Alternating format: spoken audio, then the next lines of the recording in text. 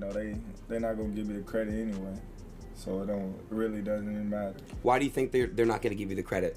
Cause I'm just that nice. That a lot of these guys I love, they go out too late. They lose a little something with their legacy, whatever. But they go out too late. They stay too late. They don't control their ego, their zest for the line, whatever you want to call it. But he was consistent with how smart he was in the ring. Going out of the ring, he went out at the right time. He didn't stay too long. I love that. The boxing world is buzzing as Terence Crawford blasts the sport for failing to show real respect. Starting things off, Dan Rafael said Crawford's retirement situation is clear. He noted that instead of just talking, Terence Crawford has actually given up his titles, with the last one in the process of being vacated. Because of that, Rafael considers him retired and says he'll no longer include him in rankings. I've seen lots of guys say they're going to retire and they don't necessarily do so, and they don't give up the belts. He's given up the belts. One by one. I think technically speaking, he's still holding the WBA, but I asked the WBA about that, and I was told, like, they said they're going to vacate it. We're just waiting for the actual correspondence, but we consider it to be vacant. He already vacated the WBO. He already officially vacated the IBF. The WBC, of course, had stripped him a few weeks ago at their convention. So when boxers not only make a slick video and they vacate the titles, believe them. I mean, again, could he change his mind? Of course, but he to me, he's a retired fighter. Next time I put out a divisional rankings, or I'll put out a pound for pound list, I will not include Terence Crawford, as he is retired. And next, Terence explained that his retirement talk has nothing to do with belts. At 38, after boxing since childhood, he said he's accomplished everything possible. With recognition never guaranteed, Crawford admitted the lack of credit no longer matters to him. Wait, bro, you retired, bro? Yeah, man. And why? Because the belt situation? No, not at all. That'd be stupid of me. I'm 38. You're young though, still. 38 is old in boxing. I've been boxing since I was 7. That's so crazy, bro. So I have nothing else to prove. I have nothing else to accomplish. It's like, what more can I do? Yeah. They're not gonna give you the credit anyway, so it really doesn't even matter. He added that when you're too good, the praise disappears. Instead of giving credit, people downplay their opponents to explain the dominance. Without a major machine behind him, Crawford says everything he earned came the hard way. Not to be cocky or anything, it's just when you so much better than the competition and you make them look how they never looked before, everybody say, oh, they washed, or this guy's a bum, or this guy is this guy is that, and you don't get the appreciation that you rightfully deserve. Damn. Because you don't got that machine pushing you into stardom. Like, everything I got was the hard way. Moving on, Teddy Atlas said true greatness is also about knowing when to walk away. He explained that many fighters stay too long and damage their legacy, but Crawford showed his intelligence by stepping away at the right time, both inside and outside the ring. His instincts were great. He went out with that, showing me I was right, because he's going out at the right time. That's another thing I love about him. That a lot of these guys I love, they go out too late. They lose a little something with their legacy, whatever. But they go out too late. They stay too late. They don't control their ego, their zest for the line, whatever you want to call it. But he was consistent with how smart he was in the ring.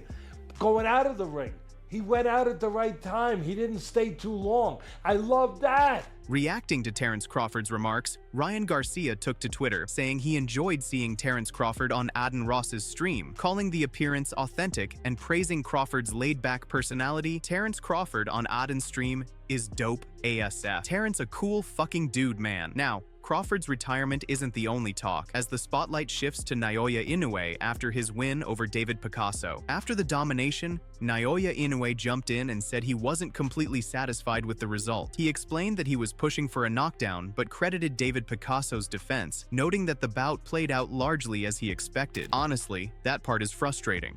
I'm really disappointed that I couldn't live up to expectations, and to be honest, I strongly wanted to knock him out. But in the end, Picasso's defense was very good. It went pretty much the way I expected. He continued by saying his focus and execution weren't fully aligned. Despite the wide scorecards, he felt the performance didn't match the boxing he wanted to show, and said he needs to reflect on why the fight played out that way. My concentration and mindset weren't really in sync with my body. On the scorecards, there was a clear gap, but the boxing I wanted to show didn't match how I was feeling. That's something I need to go back and think about why the fight ended up taking that shape today. On the other side of the aisle, David Picasso Martinez said it was the toughest fight of his life, but he doesn't feel defeated. He added that he's proud of the effort, knew the challenge would be difficult, and is already focused on coming back stronger. Honestly, it was the toughest fight of my life. I don't feel defeated at all. I feel happy and proud. I knew it was going to be a difficult fight, but we'll come back stronger. I'm going to prepare even harder. He added that he believes his preparation showed and made it clear that his dream of becoming a world champion isn't over, stressing that he plans to move forward and come back. I think it showed that I came in well prepared and will return because my dream of becoming a world champion doesn't end here. We move forward. Picasso said the support inside the arena meant more than he expected. Hearing fans behind him showed that people believed in his performance. He added that he'll come back stronger, still chasing his dream of becoming a world champion. I thought only my family was there with me, but at times I could hear cheers coming from different parts of the arena.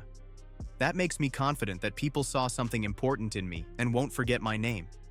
I hope you won't forget it either, because I'll be back stronger, better prepared, and with a lot of ambition to become a world champion. Moving on, George Kambosos Jr. shared his admiration for Inoue's performance, calling him a joy to watch, while also acknowledging Picasso's effort and the moments he managed to create despite the pressure. George wrote a tweet, "Inoue is just so nice to watch. Absolutely unreal Picasso trying hard, though has a moment here and there." Back to Naoya Inoue, he took to X after the fight, acknowledging the win, but admitting it didn't fully meet his own expectations. He thanked the fans for their support and made it clear he's already looking ahead to coming back better. Riyadh season night of the Samurai. I won the 12R decision. It wasn't content I was fully satisfied with myself, but I'll keep striving to live up to expectations again. To everyone who rushed all the way to Riyadh, to everyone who cheered me on from Ramino, thank you so much for your support. And this year too, it became a lot of support power. Thank you very much. Next, Wade Plemons weighed in on the matchup, saying the result went as expected, but pointing out that the left hook remains a spot opponents can target. Still, he highlighted how Inoue turns defense into offense so smoothly, adding that watching him work in the lower weight classes is something special. He's gonna win by big time knockout or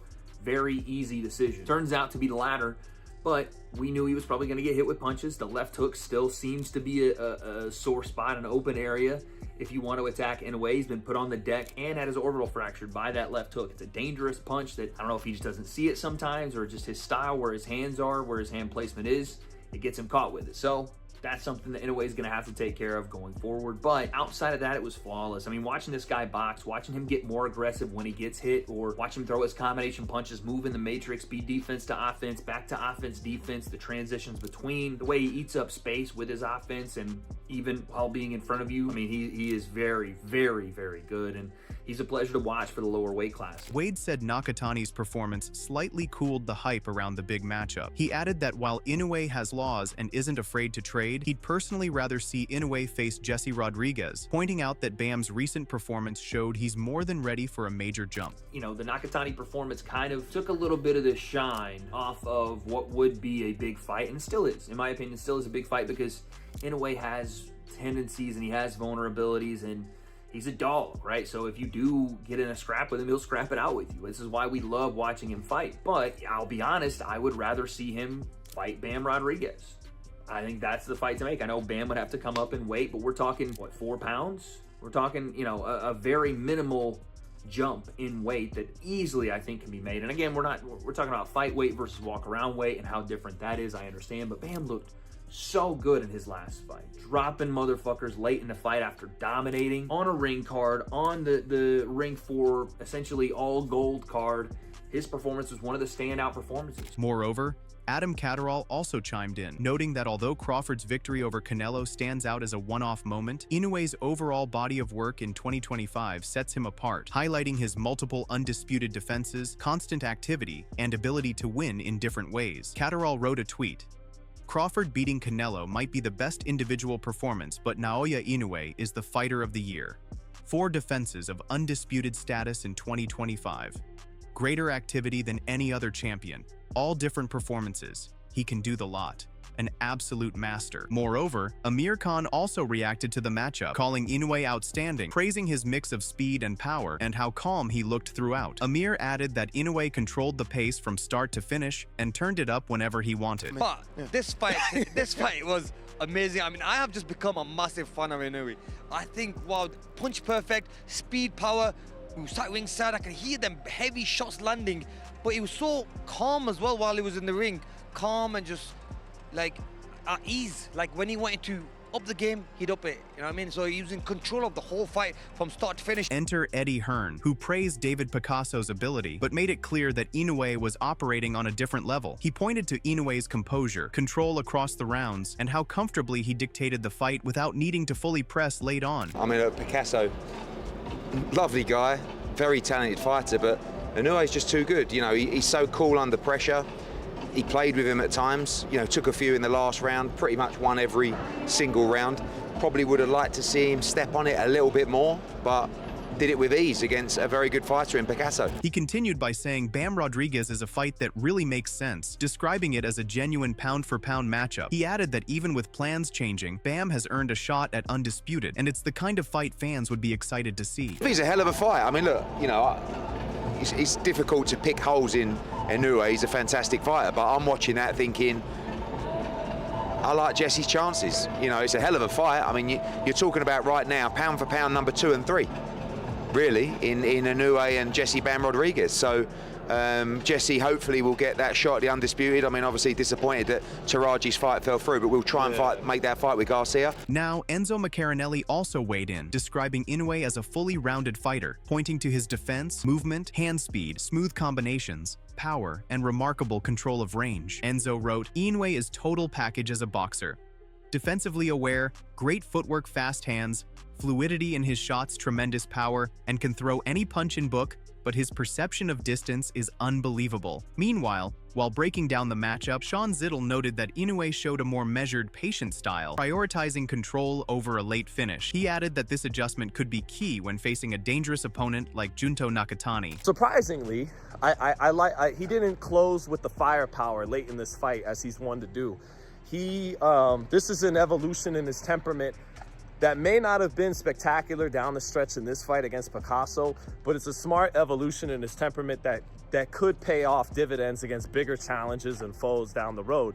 He has been a more patient fighter in the latter half of this year. After getting dropped by Luis Neri and Ramon Cardenas, he has decided, you know, at 32, fighting bigger punchers now, bigger men, I have to be a little bit more patient, right? And he was content to pitch a shutout tonight.